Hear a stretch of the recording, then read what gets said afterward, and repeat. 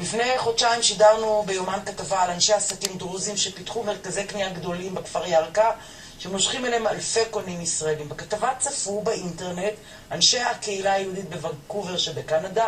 בעקבות הצפייה הם החליטו לתרום לטובת הכפרים הדרוזים בצפון אמבולנס, אות הערכה לפעילותם לקידום הדו-קיום. טקס מסירת האמבולנס היה אתמול, הכתבה של אלון שרביט. יציאה במנהרת הזמן מממלכת דוד, קדימה אלפי שנים לימינו, הופך הכפר הדרוזי השקט ירכא שבגליל לממלכת הקניות של ישראל. לי וייס, לי קופר, לי רנגלר, דיזל, מעל 250 כיסאות ובוסטרים וסלקלים. יכול לבדוק פה מעל 400 גבינות, קצריה, מעליית גבינות, מעליית נקנקית. המשפט הבא סיים את הכתבה ששידרנו לפני חודשיים. להגיע, להוכיח לסביבה, לאוכלוסייה, לעולם, לכולם, שגם אני יכול להגיע, גם אני יכול לעשות. גם בן מיעוט יכול להיות בן כולם.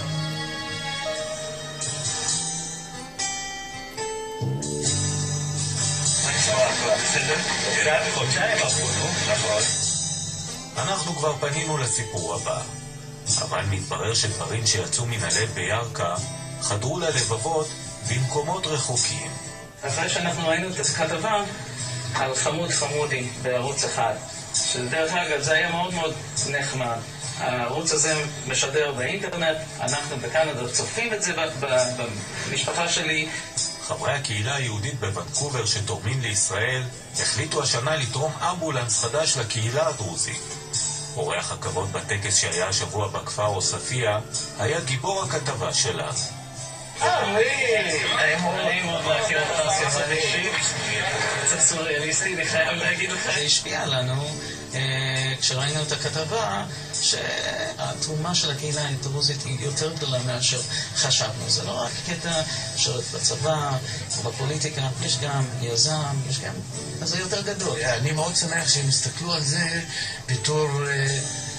ראו בזה שותף לחיים, שותף למפעל של מדינת ישראל.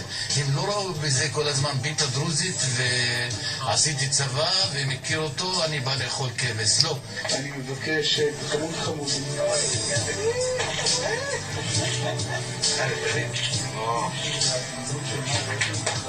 וכך ברגע אחד נעלמים להם אלפי המיילים שבין הגליל לוונקובר. ולנו נותר לשמוח בתרומתנו הצנועה לתחילתו של קשר חדש.